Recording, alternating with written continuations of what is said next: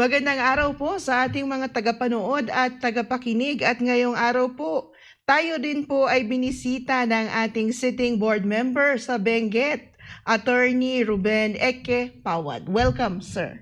Thank you and good afternoon.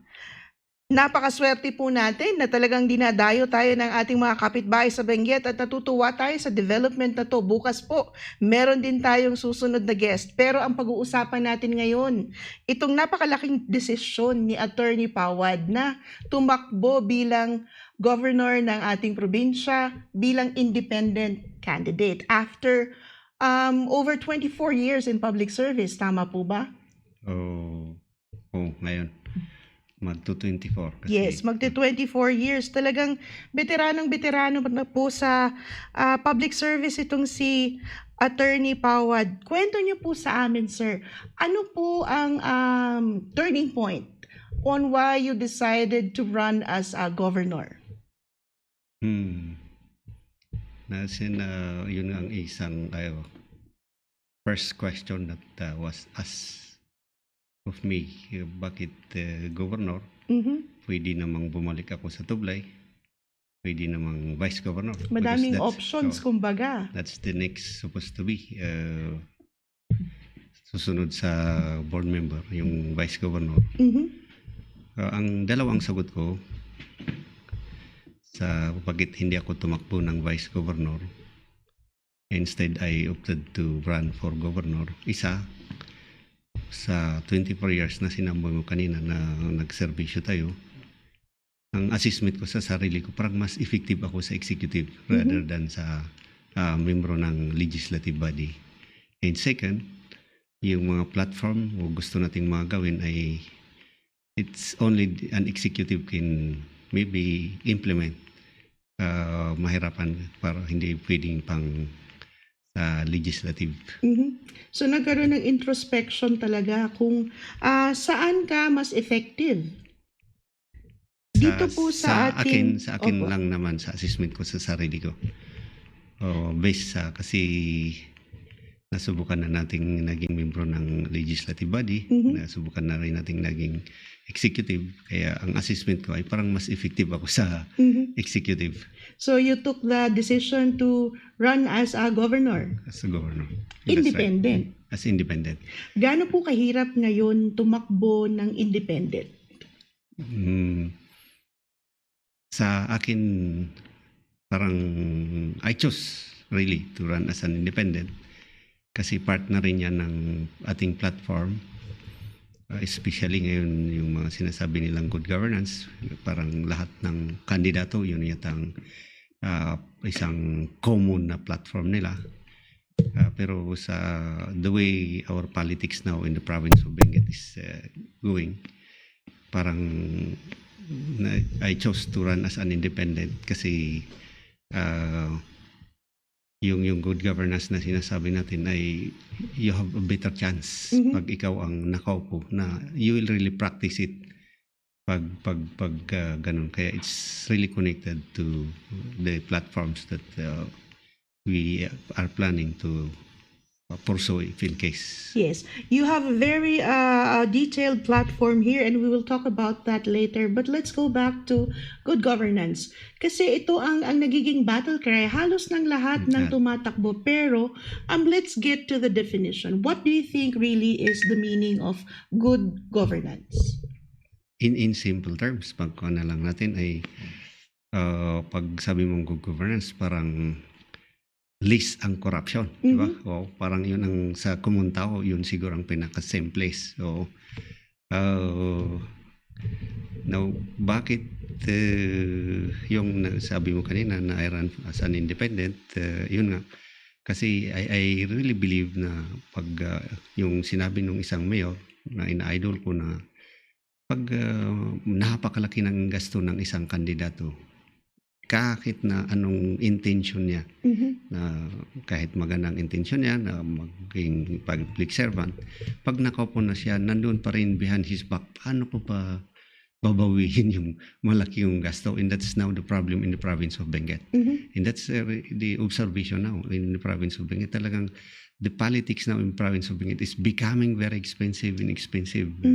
And it will affect definitely the good governance na sinasabi nila. That's why I am surprised pag may nagsasabi na politician sa Benguet na one of our platforms ay good governance. Pero yun naman ang pinatutunguhan ng politics ng Benguet na talagang very, very expensive na. Oo. You've been in politics for 24 years. Ano po ang pinagkaiba when you were running for councilor, mayor, sa Tublay noon, board member, and now ngayon? What is the difference in, let's say, campaigning or how our candidates address the needs of the province? You know, nag-attend ako one time, a wake of a 95-year-old woman. May nandun na nag-attend na 91 years old.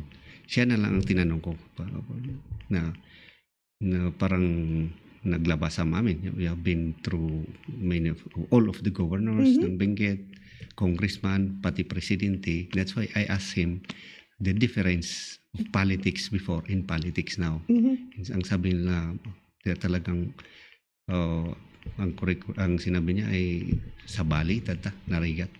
Okay. And that's really true. Pag yung na-observe na lang natin, before yung mga kandidato, wala kang nakikitang mga polyitos pag hindi pa nag-start, mga tarpaulin na pag hindi pa nag-start ang campaign. But ngayon, hindi pa nag-start ang official na campaigning, marami na. How much yung isang tarpaulin? Yung 2x3, mga 40 pesos. So, milyon-milyon na agad ang gasto ng mga kandidato doon. Right now, when you go to the province of Met, you'll observe maraming mga coordinators, halos every barangay, yung mga politicians, how much are they paying? So it will run to million and million of pesos yung mga gasto ng mga politicians ngayon. Pag balikan natin yung sinabi ko kanina, pag ganito ang ginagawa ng mga politicians na they are willing to spend millions of pesos para lang manalo. Paano kaya yung good governance na sinasabi natin na platform ng lahat ng mga kandidato? I'm very, very much worried about our politics in Benguet. That's why I opted to run as an independent. Parang opposite yung ginawa ko na if as much as possible para may chance na i-practice natin yung good governance, ay yun, pero pag hindi ka pa nakaupo, ay subukan na nating i-practice na minimize ang expenses. Kaya yun sa akin talagang as much as possible, minimize talaga ang expenses. Lahat mga volunteers, hindi tayo nag-hire ng mga...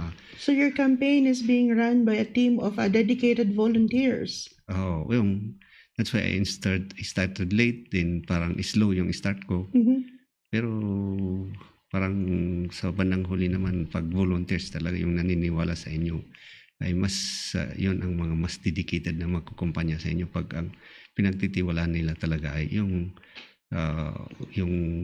mga platform mo at saka nagtitiwala talaga sila sa inyo. Hindi yung because they have an interest to protect or may interest sila na alam nila na if in case you win ay may makukuha sila sa inyo.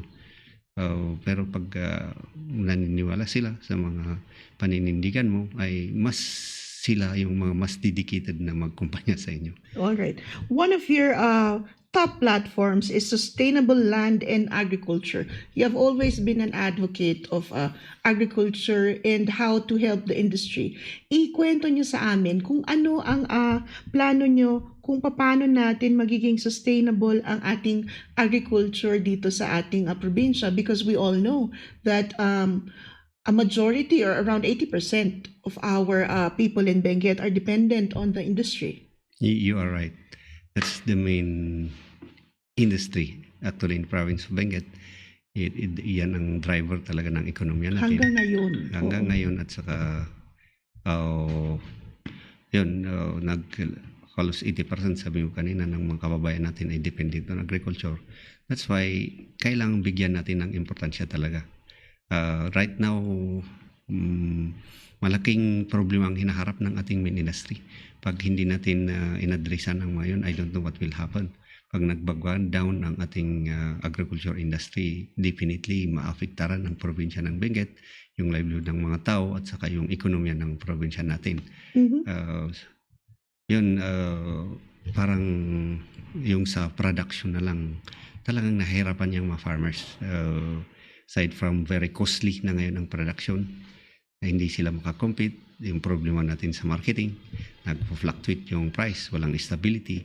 At ito naman ay third, at ito yung mahirap na hindi na di-discuss in the provincial level, pero we will be definitely be affected. Our industry will be definitely affected. Yung RCEP na sinasabi, yung Regional Comprehensive Economic Partnership.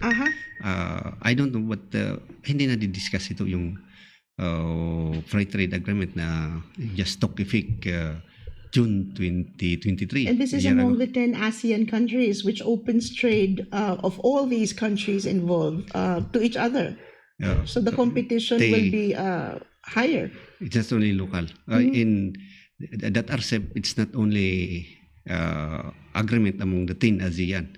There's no problem with that because we have already an existing agreement. Diba? Ang ultimate purpose niya ay integration ng economy ng 10 ASEAN. Pero yung RCEP ay it included yung malalaking agricultural countries, China, Japan, South Korea, Australia, and New Zealand. Yes. So gawit natin sinasabi ay na problema natin na hinaharap ay included sa mga commodities yung mga pinoproduce natin na vegetable like strawberry, carrots, potato, included. Hindi ako makasabihin nila na malapit na ang election kaya ko sinasabi, but yun ang sinabi ng DE nung nalaman namin yan. We tried to call DE to explain to us. We tried also to ask all officials actually, yung mga matatas na officials ng province ng Benguet, para we'll take this up, explain sa amin. And they admitted that even our commodities, kasi very comprehensive talaga yan. Yes. Yung pinoproduce natin na vegetables, raw vegetables na iproproduce natin, included doon sa agreement. That's the problem. So, yung problema na yung importation ay nandiyan na sa RCEP na yan, Regional Comprehensive. Siguro ito rin ang appeal natin sa mga media na dapat tutukan din nila, try to see. Because these are the areas in agriculture na underreported. Right, Hindi pa alam ng karamihan kung ano talaga ang magiging impact ng RCEP sa ating industriya. That's right.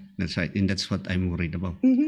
Kasi yun nga sabi natin kanina, hindi na lang local ang competition, nahihirapan na nga tayo sa marketing, tapos nandiyan na yung RCEP. So we have now to compete with the products of China, Japan, South Korea, Australia, and which New Zealand. Which definitely have more advanced agricultural techniques and procedures than us. Yes, we mentioned a while ago, yung the cost of production na lang. When I nag-round ako to consult our farmers, may nagsabi nung sinabi ko yung RCEP na yan, mayroon na pala rin mga tig-iisang mga association yata na nakakita niyan, tapos they tried, pero sabi nila, we cannot compete kasi yung patatas na lang na sabi nila ay very high yung cost of production natin comparing to sa ibang countries.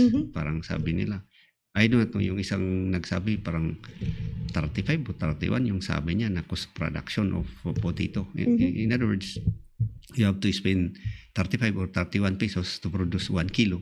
Habang sa iba, pag yung 14 pesos so 21 mas mababa, wala, hindi tayo makakompete nga. At dito talaga natatalo ang ating mga magsasaka. Matatalo talaga. And then we have the problem again, sabi natin, kasi parang right now ay nahihirapan talaga yung farmers natin na mag-alaga ng mga tanim nila. That's the problem. And maybe because unsustainable talaga yung practice. That's why that's one of the things nga sabi natin ay tutukan natin. Maybe we could make programs para ma-improve talaga yung production natin.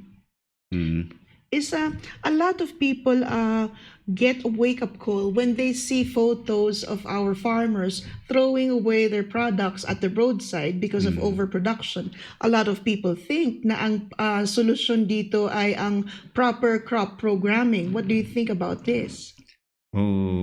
Yun ang isang sinasabi. Kahit yung mga nauna nating mga leaders ay parang narinig na natin yan. Ina-advocate na magpalit-palit tayo ng produkto, wag sabay-sabay dahil magkakaroon tayo ng glut. And when we talk over the committee, the chairmanship of the Committee on Agriculture in Sangguniang Panlalawigan, ay yun ang isa nating tiningnan And we Is even it roam around. possible to do it? Actually, we have a proposal. We already put it into a proposed ordinance. Kaya lang nakabinbin pa rin sa Sangguniang Panlalawigan. But you know, that's why I said a while ago, yung mga platforms natin ay talagang pang-executive. If in case yun ang subukan natin, we'll try to re-study yung mga proposals ng yung mga advocacy ng mga nauna nating mga leaders na Yes. crop programming. Maybe pag yun ang solution, we will just tweak it a little, we'll simplify it kasi very complicated talaga pag strictly crop programming. That's na true. sabihin mo na, kayong ikaw farmers, ito muna, ikaw naman, ito muna. Because it will That's why we encroach have on the to- right of our farmers to plant what they feel is needed. I think what we need to do is to empower farmers and at the same time adopt a simplified system para pwede nating magawa yun. Yes. We will try. Na talagang susundin ng ating farmers because they will not feel na it's being imposed on them. Yeah, that's why I said kailangan empower natin. We have to know them so that they will understand, if they will own it in fact as lang a project they will see it as really a common problem among them, and if it's a common problem, we have to solve it among us. Alright. Pagdating sa ating vegetable industry, kasi a lot of people inanalyze na to, from the farmer to the dealer to the middleman to the haulers, yung lahat ng players sa supply chain na ito. What do you think we should do about this? Kasi marami pong nag-iisip, tanggalin ba natin ang middleman, idiretso natin ang farmer sa market.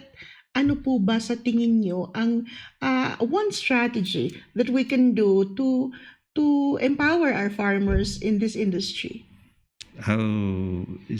Sa tingin ko kasi parang sa system yun eh. If we'll just adapt a system. That's right. Marami ng mga study na ganyan nga before a vegetable will be put in the table of the end consumers ay Kung saan pumasa dadaan. muna ng Totoo. 5 hands na kaya imagine niya lang, kaya hindi na nga fresh tapos can you imagine pag 5 tao na pumasa doon, may 5 tao na doon na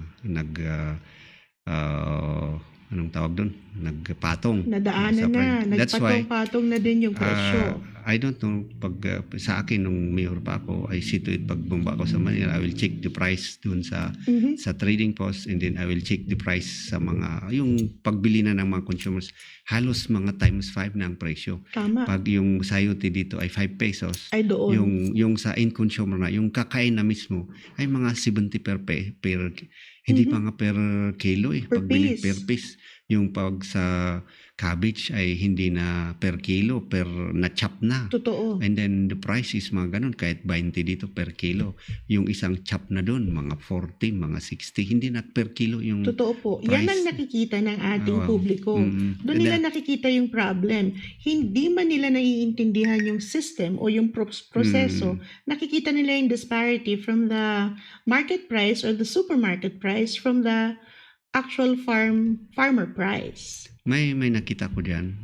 I am comparing sa cut flowers at saka vegetables. Aha, Yung mga cut flowers ay direct na sila sa Dimasalang. totoo. May mga price. So nandun. Pero sa atin kasi, ang process ay yung mga farmers titinda dito sa trading post. Tapos yung ipitinda nila nagtitinda sa trading post sa mga truckers na nagdadala sa mga different parts of Philippines. Tapos sa Metro Manila, yung mga truckers ipupunta sa Divisoria. Yes. Sa Divisoria, bibilhin din ng mga Connected. It's a whole chain. Pero yung sa cut flowers ay at least Direkta. may Dimasalang sila na Oo. pag nakinat nila sila mismo, yung mga farmers ipupunta sa Dimasalang, may mga pwesto na rin sila doon. Yun, That's the difference between the cut flower industry and of course the vegetable Ayan, industry. Ang dami-dami po kasing players eh. dami Nandyan yung players. mga hotels, nandito yung mga dealers mismo, nandito yung mga may pwesto. So everybody wants a piece of the pie dito sa ating industriya.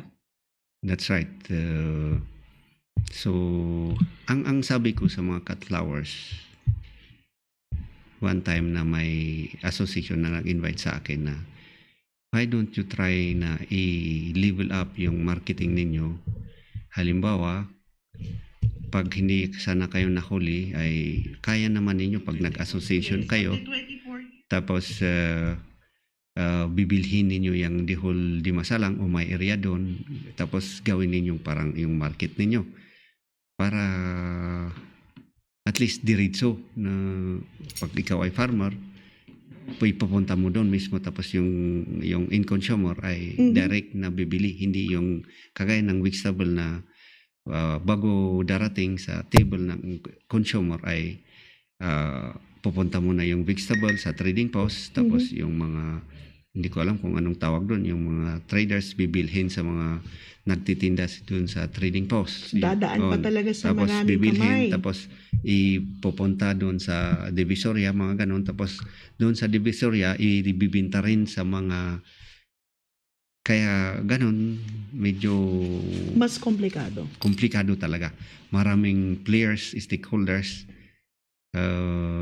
And all these players and stakeholders have their own stakes in this industry na hindi talaga nila bibitawan. that's why dapat nga talaga doon ay you call them all para pag-usapan kung paano natin para lahat ay walang apektado, kasi pag may stakeholder na ang tingin sa kanya ay na-threaten yung interest nila doon sa chain, ay sigurado na aangal yan. Totoo. Oo. At talagang mag-iingay. Pag politician ka, ay sus, kailangan alam mong makisakay. Ay, tama sir. Kasi pag nagalit itong mga stakeholders nating ito, medyo delikado ka. Magbabasa po tayo ng comments natin. Marami pong nanonood sa atin. Isa po ay si Kim Jose. Mukhang ito po ay isa sa mga diehard supporters niya, sir. Powered for Governor, simple, witty, humble, and single. Sabi ni Miss Kim. Ito po. Lorraine Lo, Attorney Powered for Governor, very knowledgeable. Yellow Gold, Color Balitok, incoming Benguet Governor. Good PM po. Sabi ni Kathy Apparels. Mukhang marami talagang nag-tune in sa atin. Another part of your program is sustainable small-scale mining. Can we go through this quickly, because this industry is even more complicated than our vegetable industry? What do you plan for our small-scale miners? Because we know that this is the underground industry of many. Maybe next to agriculture is the small-scale industry. Correct. That's why at least we are lucky in Benguet. We have two main industries. We have other industries pero apektado rin sila pag nag-back down itong dalawang industry. Like yung mga services, mga restaurant halimbawa, ay pag mataas ang presyo ng gulay o may nakatsamba na small scale, sigurado na malaki rin ang kita ng mga yan. Totoo, even sir. Yung sabi ko nga, even if you are a lawyer, apektado ka rin. When I was practicing bago akong lawyer, kailangan alam ko kung mataas ang presyo ng gulay para alam ko kung paano maningil. Gusto mong malaman kung paano naniningil pag mataas ang gulay o mababa. Pag mataas ang gulay, hindi ko sinasabi kung magkano ang bibilhin nila, babayaran nila. Kung affidavit na 200, bahala na kayo, sabi ko. Pag mataas ang gulay, pag sabihin mong bahala kayo, they will give more than yung dapat na bayan nila, mga 1,000. Pero pag mababa ang gulay, siyempre, isabihin 200, sabihin mo. Why, like, ang point lang natin ay ganun, kahit lawyer ka, kahit doktor, kahit anong profession mo, ay apektado sa industry natin. Totoo. Pag nag-thrive yung dalawang main industry natin, lahat tayo mag-thrive talaga, kahit anong profession, kahit restaurant. Pag mataas ang presyo ng gulay, hindi lang isang klase ng ulam ang i-order ng farmer. Kaya pupunta sila sa mga business na gagawa sila ng mga mansion, bibili sila ng mga kwan. So, the same with, sabi natin kanina, the same with small scale. You are right, very complicated, and they are also facing problems, Yes. not only legally, but including, siyempre alam natin na small scale pa rin niya. Yung problems nila sa legal, yun, kahit gusto nila na maging legal yung, sabi mo, it's underground. I don't know if that's the correct term na talagang underground, but very well in other municipalities, yun din ang nagtatribe. Pero gusto naman nila talaga na maging legal para maging properly regulated, para makipartner sila sa government natin. Kaya lang, nahihirapan sila kasi if you look at yung mga law natin, it's not easy really to legalize. Of course. Kasi you have to get, ang pagkalam ko, you have to get to permits. The place na nag-operate ka, it has to be declared as Aminahang Bayan. And it's not easy to be It's not declared easy. to be The Aminahang requirements Bayan. there to be able to obtain a permit ay parehas ng mga requirements ng mga big time mining companies. Aha. Oo, tapos yun, kailangan may declare before you could get a permit to operate in there. Kaya pa dalawang permit actually ang required doon. Yung mga requirement ay talagang very heavy sa kanila. Besides, yung mga areas na nag-operate na nila ay mga mining claims na ng mga malalaking big That's companies. true. In fact, others are already patented.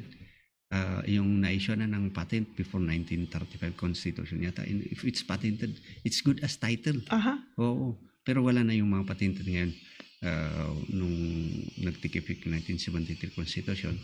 Pero yun pa rin. Kaya pag it's under ng claim ng isang big mining companies, hindi sila basta-basta makakuha na ma-declare na Aminahang Bayan kasi they have to get yung permission ng The company the itself. company itself. Oo. And our small-scale miners, the groups or the individuals, are left with the option of renting or ang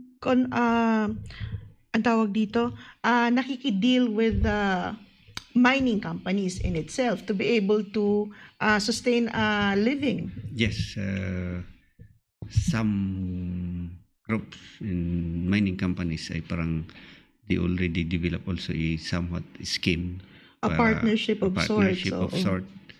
I don't know if it's sanctioned by the Bureau of Mines, but medyo kan kasi yung pag sa mining, we have nasa constitution pa mismo yung mga provisions. It's may provisions ang mga constitution. So yung mga arrangement nila, I don't know pag i-require pa na dapat it should be approved by kwan, pero Maraming dadaanan talaga. we know now there are now existing arrangement with the small scale miners, yung mga mining companies na operating in the province of Benguet. But needless to say, itong isang sektor na ito ng ating probinsya ay napaka-importante because this will constitute a lot of our fellow Benguet people, and it is of course a recognized industry in the province because ang tagal-tagal na nitong nag-i-exist, and it is just right that politicians will put this into their electoral agendas. Yeah. Yes, kasi yung sabi natin kanina, yun, it's one of the main industries. Pag hindi nag-thrive ito o nag-back down, definitely the economy of the province of Benguet will be affected. Tapos yung mga nag-dependent dyan ay marami ring mga pamilya. So, That's right. Really, So the challenge is for us to create sustainable small-scale mining. Parang medyo contrasting, ano? Kasi paano mo gagawing sustainable ang small-scale mining? Yeah, but it should be really pag gusto natin na mag-thrive din yan ng industry, kasi pag hindi sustainable talaga, mahirapan. hindi magta-thrive na industry yan pag hindi sustainable ang practice na gawin natin. That's why I believe really that the government need to support that industry. All right. What do you think is the top concern of our province today? What's the top problem that we're facing? To me, still the two main industries. That's why, if given the chance, I believe we should put in our programs yung improvement ng industry natin na yan in agriculture. As we discussed a while ago, sa tingin ko talaga malaki talagang problema na Philippines nila. That's why we have to face them head on. All right. Let's move on to one of your main agendas, because this is a very interesting topic: cultural values and practices. Yes, that's very, very important. I think if we want really to progress the core values of our society, my view is unless we will yung mga magandang core values ng ating society ay we will continue it and we will pass it to next generation, ay hindi rin tayo aasinso pag ganyan. The way I look at it, yung mga asinso ng mga lugar, ibang countries, it's because of their core values. They progress because of that. If you will observe, kahit na nag-asinso na sila, demodernize, still intact yung mga core values nila. Hindi nila pinalitan. Our view is they progress into that because of the core values. Pag naalis yung mga core values nila, sigurado yan na hindi ganyan kaasinso yung mga lugar. Like the classic example, halimbawa yung Japan. Nag-modernize sila, pero pagpunta ka doon, yung mga core values pa rin ng society, yung reverence nila sa mga matatanda, yung honor, yung mga discipline, ay still intact up to this days. Dahil sila nag-progress, ay because of those core values. Sa atin kasi parang we have also very good core values sa probinsya ng Benguet. Ang problema ay parang nalilimutan natin, at saka yung minsan yung mga bata ay parang ang pagtingin nila sa mga magandang core values natin ay hindrance sa ating progress. But that's actually quite the opposite. Pag nalimutan na natin ang mga ito, halimbawa yung mga inayan, sabi nila, yung mga parang binadang, ngayon parang nawawala na. Sa politics na lang, yung pinakamaganda natin na politics ay nawawala na. That's why I do not know what will happen to us. There will really be no real genuine progress unless it is anchored on the core values of the society. Yung sa Japan, yung educational system na lang nila. Yes. Ang alam ko doon ay yung first 5 years or 3 years, walang exam, walang tinuturo na 1 plus 1 to 5. Puro core value formation lahat yan. Kasi naniniwala sila na before knowledge daw ay yung core value, kasi useless daw ang knowledge. Kahit maging engineer ka, pinakamagaling, pag wala yung core values, wala rin. Kaya yun ang problem natin sa Pilipinas. Magagaling na tayo pero yung core values natin nalilimutan na. Kaya yung mga engineers natin, kahit sabi nila pagpunta nila sa ibang country, magagaling sila. Pero tingnan mo naman yung mga ginagawa nila natin na mga infrastructure ay inferior sa quality. Magagaling daw sila dahil yun, pag alam nila pa rin yung inayan, hindi sila, pag may project na gagawin sila, siyempre ayaw nilang gawin na maging substandard, kasi alam nila na hindi maganda yun na gawin. So babalik at babalik sa core values whenever you're doing a project. That's what you're trying to espouse. How do you think we will ingrain this in the generation that we have now? Yeah, kaya ngayon ang sinasabi nito na dapat even in our policies that we will make, that we will try to incorporate them. Like for example, ngayon parang ang trend sa gobyerno ay yung mga dole-out mentality, o pag may pondo, o sige, bigyan natin ng cash incentives, mga ganun. Kahit sa sports, gagawa ang gobyerno na we will give cash incentives sa mga nakakuha ng mga medal, mga ganun. Ano ba yung parang ano ba yung parang values na madi-develop sa mga bata kung parang mawala na rin pa yung mga importansya ng pag nakakuha ka ng medal. Parang ang importante na lang ay para makuha ko yung cash incentive. Incentive, oo. That's why yun ang sabi ko na kahit sa mga policy na gagawin natin ay dapat pag-isipan rin pa rin natin yung mga core values ng society natin. Sorry. Sige lang, sir. Go ahead. Sorry.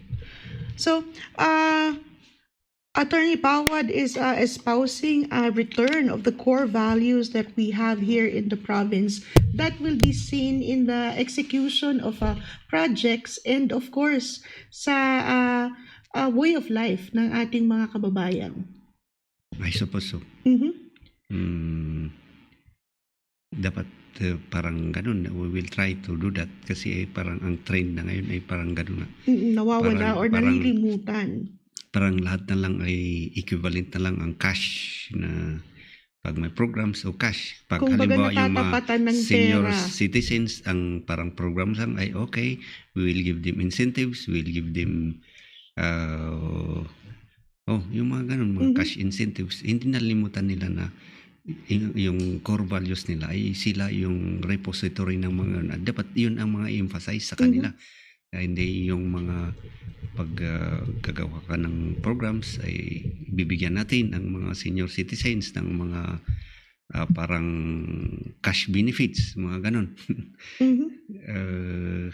Sometimes parang yun ang mga trend ngayon na nakikita ko sa lahat ng gobyerno, even in the national, Yes. which is kahit na yung mga campaign ng mga politicians ay yun kasi ang ginagawa. We will make an ordinance na bibigyan na pag 100 years old, bibigyan na ng 100. Parang yun ang mga emphasis. Itong Ngayon, ating Centenarian ina-emphasize. Act na talagang Hindi na ina-emphasize yung pinagtataluhan. importansya nung mga nasa mga senior citizens na yung sinasabi natin na mga core values na dapat na ma-preserve natin kasi yun ang alam ko na pinaka-importante. So it's striking a balance between the incentive mentality and of course itong pagbalik nga ng ating core values. Okay, another key aspect in your campaign is environmental protection. The development of the province is very fast. Ang dami-dami ng infrastructure, ang dami ng nagpaplano na magtayo ng areas of development, subdivisions or business complexes. And how do we take care of the environment in the midst of all this development? Kasi kahit na sabihin mong maraming ng infrastructure pero pag hindi maganda yung environment, hindi rin ma-enjoy ng tao ang buhay nila. Yung quality ng life nila ay hindi rin maganda pag hindi maganda yung environment. Kaya why parang we have to give importance to the protection of environment. Ay yun kasi ang pagtingin natin. Halimbawa na lang sa amin, problema ang tubig. Wala. Kahit na malaki yung bahay mo. Halimbawa, kung walang tubig din, nahirapan ka, hindi rin ma-enjoy ang buhay mo. Yung quality ng life mo ay hindi rin maganda. So, yun ang parang tingin natin. That's why sabi natin ay bigyan natin ng importansya ang protection ng environment. Parang yung gobyerno natin may mga programs din pero sa tingin ko yung mga tree planting, mga usually ganun ay I don't know, we have to study them ay parang hindi naman yata nag-work out. Hindi na siya ganun ka-effective gaya ng dati because kada magkaroon tayo ng malakas-lakas na bagyo, nagiging prone ang ating mga areas into landslides and marami dito ang naapektuhan. Tama. Parang kasi yung parang national program ang parang measurement of success lang nila yung kung ilang pine trees ang naiplant o hindi nila ini-study kung appropriate ba yung itinanim sa isang lugar. Yung sa isang lugar nung pumunta ako mainit. Bakit mainit? Summer. Yung mga may tinanim na mga trees, yung tinanim na trees, pag summer, nagsisid off ng leaves. Mhm. So how, parang, kuhan yata ito na tree. Sabi ko, yung anong tawag doon? Kasi kung kailangan mo, I don't Wala naman. wala naman yung kuhan niya. Ang point lang natin ay hindi parang appropriate na yon ang itanim in the first place. Mhm. Kahit nagtanim ka, pero hindi naman appropriate sa isang Wala lugar. rin mangyayari. Wala rin. Basta tree planting. That's why, yun sana may magandang Ang tawag planning. natin dyan, sir, ay token tree planting lang. Para lang masabi na Parang nakapag-plant ka ganun. ng tree. Yun nga, yung sabi ko nung pumunta ako, ang init-init kasi summer. Pero tingnan mo kasi, kahit na may mga trees ay, wala naman silang mga leaves kasi yun ang nature ng mga trees na yun. Mhm. Na pag summer ay talagang nag-shade off sila. Maglalagas. Oo. Tapos pag tag-ulan naman ay doon nag-bloom yung mga nila. It's parang it's useless. So pag magpagawa tayo ng programs ay dapat may talagang proper planning. Mhm. Nabasa ko yung parang sa Korea nung nagkuhan sila ng mga reforestation, mga 15 years plan na first year planting, tapos second year yung mga pag-alaga, and then yung ultimate plan nila ay magiging parang kahit yung mga forest nila ay parang pwedeng very convenient na magiging park na puntahan ng So mga phase by phase talaga, Oo. systematic. may talagang stages Oo. ng plan kung ultimate sa atin kasi basta we will plant 5 billion trees. Yun ang measurement ng success. Nagtanim na sila, walang proper planning. Opo. Mm. So, Uh, we are now being faced with, of course, climate change. At pag pinag-usapan natin ng environment, kakabit na nito ang agriculture. So, parang mag-connected issues itong mga nasa plataforma natin. How do we adapt to climate change? Because obviously, we cannot fight it. So, how do we survive this climate change that we're experiencing now? Yeah, that's why we have really to make a holistic program. Sa agriculture na lang, kaya dapat sustainable din yung gawin natin. Why yung parang forest natin ay vastly denuded? Aside from sa tingin ko sa forest fire ang usually na number one. That's true. At saka yung mga expansion ng mga farmers. Pero ito kasi ang problema Expansion natin. and conversion. Ito kasi ang problema kasi nag-expand sila at convert ng mga yung iba nga mostly forest pa Mhm. kasi hindi sustainable yung practice. If you look at it, halimbawa yung mga traditional na mga lugar na agricultural na lugar ay pag nag-deteriorate na yung mga tanim nila, hindi na maganda, ay humahanap na naman sila ng bawagong operatin Mhm. dahil hindi sustainable yung practice nila. Kaya yun, bago na naman na mag-operate sila kasi hindi sustainable yung practice nila sa agriculture. Pag nag-acidic na yung yung lupa, Mhm. siyempre hindi na maganda na yung tanim kasi yun naman ang sabi ng Hapon na ang technique lang ng agriculture ay nasa lupa. Mhm. Kaya pag acidic, tinitest mo na yung lupa. Pag acidic talaga, hindi pwede. Dapat i-rehabilitate yung sa atin, wala pa yun. Kasi hindi sustainable yung practice natin. Hahanap na naman yung mga big time farmers ng bagong cooperatin. Tapos kaya lumiliit yung mga forest natin. Yung isang sabi natin na program natin ay paano kaya natin i-redirect itong agriculture natin para maging sustainable kasi it will affect even yung environment natin. Yung sabi ko nga very fast din yung pag-expand nila kasi yun hindi sustainable yung practice sa agriculture. Pag yung farm ay naging acidic na, hindi na maganda, Mhm. mahanap na naman sila ng Na bagong iba. na operatin. Kaya nga yung mga pati yung mga mossy forest natin iba na-invade na rin So, pero sa tingin ko ang pinakamalakas na nagwo-wipe out sa ating mga forest ay talagang yung forest fire.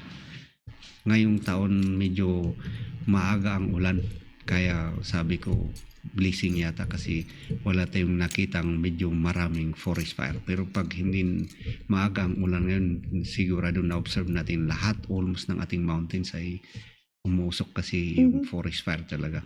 At least ngayong taon hindi walang masyado kasi maaga ang ulan. Because of the early rainy season, Oo. ika nga, Mm. na part pa rin ng climate Climate change. change. So dito natin na-experience talaga na ang mga industriya natin ay mag-iiba-iba ng strategy because of the changing of the season. And of course, leaders like yourself have no recourse but to adjust and to create policies and systems that will assure the survival of our key industries, ika nga. Sir, let's talk about responsive infrastructure. It's part of your campaign. What do you mean by responsive infrastructure? Oh, it's still related to good governance in the quality also of our politics. Mhm. Sinabi natin kanina na ang observation sa politics ng Benguet ay it's becoming very, very expensive. What the consequence of that is yung mga quality ng infrastructures natin ay nagde-deteriorate din. That's why hindi ko sinasabi pag sa akin na pag ako ang umpo will make mga infrastructures, ang sabi ko diyan ay quality. Mhm. Pero I believe that it's really tied, connected sa quality ng politics natin. Kaya nga yung sabi ko kanina na that's why I run as an independent in as much as possible I minimize yung expenses na opposite talaga yung ginawa natin kasi alam natin na pag ganyan na very expensive na ang politics natin, ang magsasuffer talaga dyan ang quality ng ating infrastructure. O that's why kahit na hindi natin dapat i-practice na natin kasi yun nga yung sabi ni Soto, mayor, yung isang mayor na Si Vico. Vico yata o sabi niya na yun talaga ang reality na pag malaki ang gasto mo, Mhm.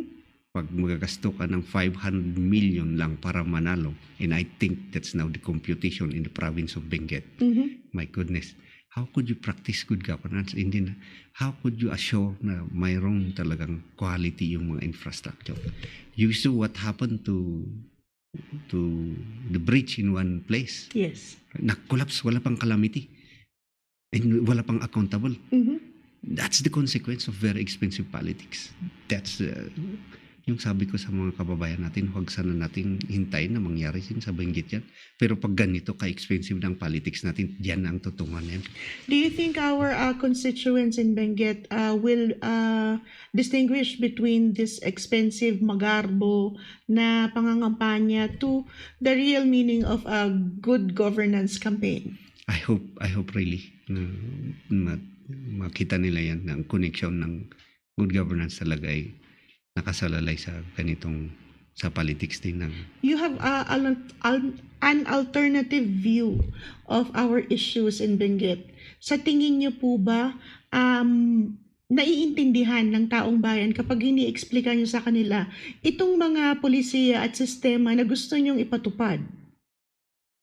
pag nabibigyan ako ng tsansa na sa observation ko ay naintindihan nila. Mhm. Pero yun din ang limitation ng isang independence. You will not be given a chance really to interact na yung platforms mo yung mga gusto mong gawin ay na ikakaskade sa mga tao. Yun Sa din ang tingin niyo ba limitation ng ay isang independent. dehado kayo dahil nag-independent kayo? Dehado. Nobody in the remote area especially, marami pang hindi nakakalam na tumatakbo ako ng gobyerno. Marami pang hindi alam na kung sino ako.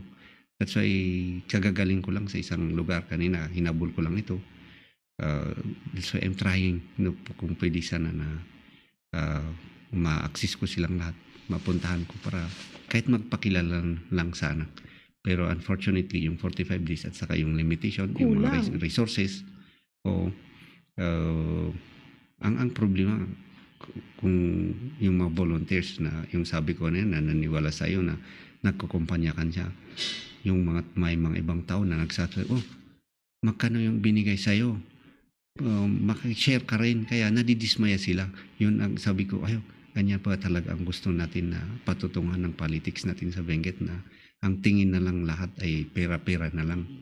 Ito It's po ang very pinakamalaking pagkakaiba ngayon kesa Talaga, dun sa nangyayari noon. That's true. Are you saddened by this? Because you are known to be a very straightforward and very transparent leader through the years. And now you're faced with a campaign na ang mga kasama mo sa industriya, sa politika ay mas maraming pondo at mas maingay sa kampanya kesa sa'yo. Yeah, that's very, very unfortunate kasi lahat na yata ng politician ay yun na lang ang tinitingnan. Na you cannot win unless you have the logistic, you have the resources. Maybe that's true, and that's why yun ang gusto natin na i-prove na hindi pa rin yata yung may kuhan pa rin yung mga tao natin na may narinig akong sabi na Benguet has still its soul. Mhm. Yun ang gusto nating buhayin, yung soul ng Benguet What na do you think is the soul of Benguet? there is something really in Benguet na parang you cannot define. Pero recognize naman na the politics before of Benguet is very different. Oh, Ano even sa tingin nyo ang nangyari through the years that we have seen this change? kahit ako napapasal din ako kung bakit ganito ang nangyayari. Pero I still believe na pwede pa rin. Mhm. Pwede pa rin na yung parang yung fear natin na patutungan niya ay hindi pupunta doon. Talagang hindi kayo nawawala ng pag-asa sa ating probinsya. Pero ang sinasabi ko pag may nagtatanong sa akin yan ay at least pag yung fear natin na patutungan ng politics natin ay mangyari, at least clear ang conscience natin. We are not enablers. Pero pag hindi nangyari, di salamat sa Diyos. Pero pag nangyari naman yung kinakatakutan natin ay at least clear. May mga tao rin na very clear ang konsensya na at least we are not enablers kung saan patutungo. Hindi magandang patutungan ng politika natin kahit nasa politika tayo mismo. Yes. Bagbasa tayo ng isang comment. Thank you for making the vegetable industry as one of your priorities. Attorney Pawad, for thinking about our beloved farmers in Benguet. God bless you. This is from Rem. At from Toribdo, yes sir, our humble governor, Ruben Pawad. Go, Attorney Pawad, and big yes. So marami po tayong comments, and just keep your comments coming, and if you have questions for our good attorney, magtanong lang po tayo. Okay. We have touched on your core principles. Ito po, preventive healthcare programs. Healthcare is always the dream of any municipality or local government unit. Ano po ang pinapangarap natin or pinaplano natin to have a preventive healthcare program in the province? I think isang malaking pinagagastuhan ngayon ng gobyerno ay sa health natin. Sa province ng Benguet ay very alarming na yung parang yung mga maraming yung mabibigat na mga sakit. Yes. Dumadami na yung mga sakit sa kidney, mga cancer.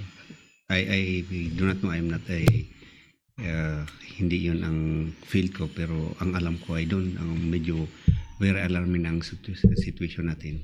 Yung program ngayon ng state government ay maganda rin, pero yung I term it yung mga curative lang o yung mga reactive na programs na pag nagkasakit ka na ay bibigyan ka ng financial assistance. Sa national, maraming program. May yung malasakit, yung mga PhilHealth. Merong consulta package, yung MAIF PhilHealth. MAIF, may malaki yung dinadaw ng DOH sa province na yung MAIF, yung financial assistance sa mga indigent na patient. Tapos sa province din, malaki rin yung pina-appropriate para doon sa mga assistance kung may mga magkasakit na indigent. Pero yun yung mga programs na yun ay parang reactive na pag nagkasakit ka na ay bibigyan ka ng assistance. Pero ang maganda sana ay yung preventive na mga healthcare programs. Correct, to prevent even the onset of these diseases. Before may magkasakit sana. Iwan ko kung nabasa mo yung Blue Zones na feature sa National Geographic, yung mga areas all over the world na marami yung mga centenarians. Mhm. Ay binasa ko yun tapos parang tinitingnan ko yung Benguet. Parang may potential sana rin na maging ganun na mahahaba yung buhay natin tapos very healthy. Mhm. Why? Because very favorable yung condition natin. I read a book about that, and it was a part of the, I think it was the outliers, kung bakit ang haba ng buhay ng tao dito sa isang lugar. And they found out it was because of the quality of life. Quality. So, for example, our environment, maganda yung environment natin, yung climate na lang natin. Yung diet na sabi niya, di ba, parang recommendation even by National Nutrition Council ay for a person to stay healthy, dapat 400 grams daw ng daily consumption mo ng vegetables. Mhm. Why I'm saying this, we are the producer ng semi-temperate vegetables. Unlike other provinces, nabibili pa sila sa Benguet sa ibang lugar. Sa atin, we are already producing them. Yung halimbawa, kailangan mo ng exercise daily. Sabi natin, mountainous yung sa atin. Pag uwi mo lang sa bahay mo, yung 10 minutes sa kalsada hanggang sa bahay mo, enough na yun kahit na hindi tayo gagawa ng mga gym para mag-exercisean. Unlike in other countries, yung mga park nila nakadesign talaga na may mga pag-exercisean yung mga tao. Pero sa atin, very favorable talaga yung condition natin. All we have to do is maybe study kung bakit ganito na dumarami ang sakit so that we'll make a program. May mga program naman na nutrition. Halimbawa,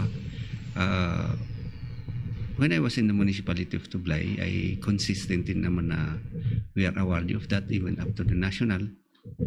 Na ang alam ko nag-Hall of Famer pa sila pero wala na ako noon. But the programs on nutrition, it started when we were there.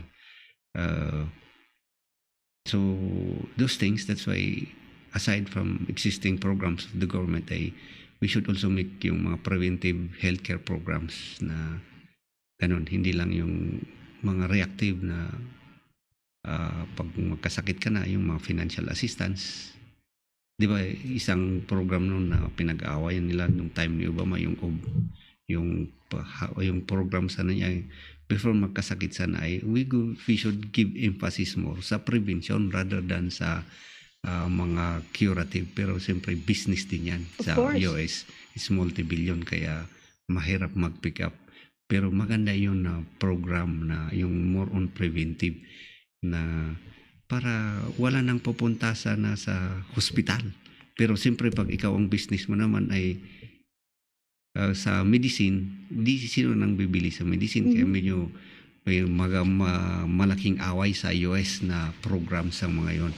The health of our constituents or mga kababayan natin sa Benguet, ironically, even if we are the top producer of vegetables in the country, DOH data will show us that the incidence of heart disease is also the number one top cause of mortality, at ito ay bumabagsak sa ating healthy diet pa rin. And vegetable producing towns, as studies show, nakikita natin that they just sell the vegetables at carnivorous pa rin ang ating communities. Kumbaga, tinatanim lang natin ang gulay pero hindi natin siya kinokonsume. We are not maximizing yung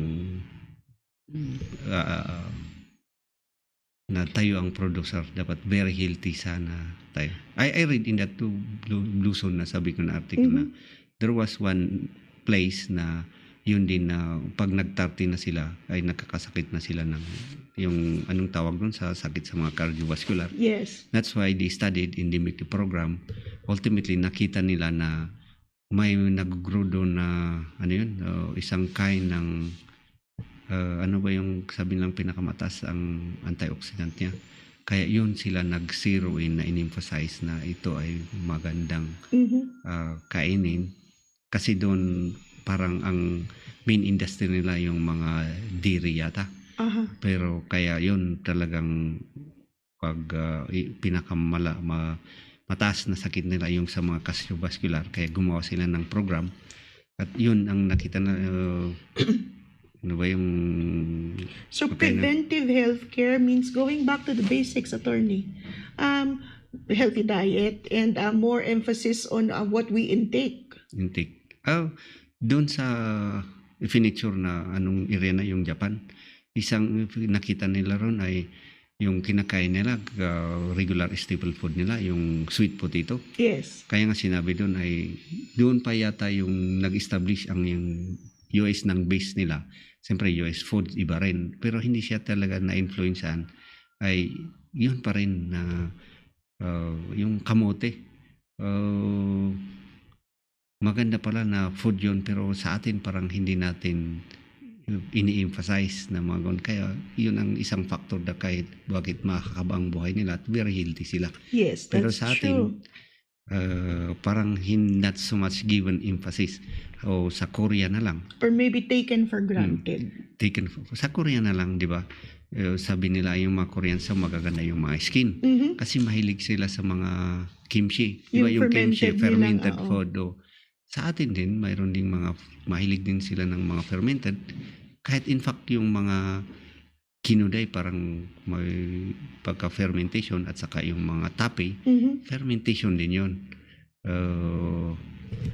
Kaya those things, sabi mo yung mga The basic. little things, yes, the basics. The little things. Yes. All right, let's read comments. All right, from Sir Clint. Tulungan tayo ni Apo Ruben Pawad nga maiwaras ti mayat nga plataporma para tiili tayo nga Benguet. Uray awan resources na by heart. Mga bakuna kuma isuna. So si Thank you. Clint ito. Salamat po, Sir Clint. Let's read a message from Lorraine Ann. I noticed how different he is from most candidates. He's not busy making grand promises. Hindi daw po kayo nangangako or talking about billions. He is focused on what really matters to us. He explains it in his own simple way. The current situation in Benguet that no one talks about, then provide his insights and possible solutions. I believe we need someone who understands like Attorney Pawad. So kay Lorraine Ann daw to. And ito po, Dulce Chocolates. We are blessed that Attorney Pawad supports the agriculture industry, which of course includes the cacao industry. Thank you, Attorney, for giving the cacao growers and processors of the Benguet Baguio Federation industry the chance to prove its worth. And one last comment we have to read is from Torib Do, known as the father of organic agriculture in the municipality of Tublay. A big yes to you, sir. God bless you in your political journey. Benguet needs this man to lead. Ito na po yung mga supporters Oh, thank you. natin. Nakakataba ng puso kapag nakikita natin na na-appreciate ng ating mga viewers ang inyong platform. Kamusta, sir, is the journey of this journey that you've chosen to take to this path of being the governor of Benguet? How has it enriched you so far? Ano po ang mga natutunan natin along the way? We're coming to the finish line. Ilang araw na lang po ang iintay natin. Yun nga sa politics natin ay still, sabi ko parang we have still hope na yung kinakatakutan natin na patutungan. I hope we are really wrong na doon papunta. Pero sa tingin ko ay we have still hope really na instead na maging worse yung politics natin ay ma-improve pa. That's parang yun ang tingin ko. Yung mga lahat ng pinuntahan ko, all we have to do is parang explain to them, talk to them, and then they will understand it. Sa tingin ko ay, pero yun nga, yung sabi ko ay we have also limitations. Yun ang limitation ng isang independent ay you will have a hard time in accessing lahat ng mga constituents natin. So, The terrain alone at ang scope talaga. ang scope ay malawak. Nung board member nga ako, yung the whole district to ay hindi ko mapuntahan lahat. Of How much course. more na Napakalawak entire talaga ng Benguet. scope. That is true. Kung papipiliin kayo ulit, tatakbo pa rin po ba kayong bilang independent? sa tingin ko independent pa rin pag ganito ang politics natin. So, kasi yung chances mo na to be eaten up by the prevailing system, pero pag independent ka, at least kahit na yung temptation na talaga na gusto mo ring sumunod para manalo ay at least easier to resist pag independent ka. Pero sigurado ko pag nasa party ka, lahat ng kasama mo ay siyempre nasa system na. Ay, pati ikaw na rin susunod system. Pag hindi ka sumunod, pag iba rin ang gusto mo, sigurado na ma-outcast ka rin. That's why siguro ganun na, win or lose, independent pa rin. No regrets. No regrets. And besides, sabi ko nga, kaya nga wala ko kahit na sumunod kasi parang ang tingin na lang ay pira-pira na lang. Lahat ng politicians parang ganun. Pag you will ask somebody else if you want to join me, the question that will be asked of you is, especially if you're governor, is how much support will you give to him? And we cannot afford that. And based on your principles, you will not even allow that to happen. Oh, yeah, it's hindi natin kaya. Wala tayong ganun. Alright. Bibigyan po kita ng pagkakataon ngayon. Kausapin natin ang ating mga kababayan sa probinsya ng Benguet at explican nyo sa kanila kung bakit kailangan natin ang isang Attorney Ruben Pawad as governor of the province. Isa lang naman ng pakiusap ko. May isa lang motif daw at di ka kailangan ng taga Benguet nga nagpilid ako sakbay nga agpilid at aramidan da ko amin nga kabilanda aramidan da nga obligasyon da nga adalan pa'y amin naging kandidato. Well, adalan da dagi one platform dagi background da dagi wala di karakter da dagi baka aday nararamid damat idi nga makaapektar to ti pagserbisyo da. No pasta ko mati aramidon amin nga botante before nga agpili da amok nga oray sino man ti agtugawa ket mayat ti pagturungan latta ti probinsya ti nga Benguet. Ita lang mo ti dawat ko kadakwada for them first to scrutinize carefully, study all the candidates before making a choice. And no mababalin ko maakat ti kasta tayo nga mang choose akat nga kadagay because we receive personal interest pero may bisyo kung madyo yung baga tayo tatay. May platforms, naging potential nga muling aramidin da. Because sa ngayon, very mahirap talang ma-distinguish mo kung ano yung tama o hindi tama.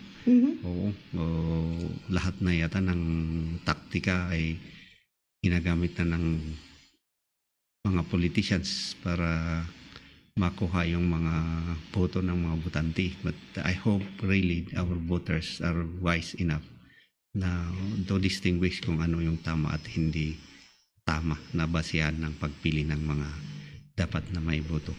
Do you have a message to your the other colleagues that are running the same race as you are? Well, sa akin naman pinaubayan na natin sa may kapal kung anong sabi niya sa akin. It's God is still sovereign. Kung yung mga opponent natin ang manalo, it's still the will of God. Pag yung mga kababayan natin they choose the right person, meaning to sige, there is a blessing from the Lord, pero nagkamali sila, ay still it's God's sovereign. Maybe that's what they deserve. So sa akin still i-entrust natin sa Panginoon whatever na mangyari, ay we still believe na still it's the will of the Almighty. Alright. Para sa ating mga kasamahan sa Benguet, nahaharap po tayo sa isang desisyon ngayon. Ilang araw na lang po ang natitira at nakasalalay po sa inyong mga kamay kung sino ang iluluklok natin sa ating mga posisyon sa probinsya. Sa Fridge TV at sa North Luzon Monitor, binibigyan namin kayo ng pagkakataon na makilala at kilatisin ang ating mga leaders na nagsusumamo para sa ating mga boto. Para po sa Breaking Point, Malen Katahan. Maraming salamat po. Salamat, sir. Thank you. Thank you, ma'am. Tapos na ba? Tapos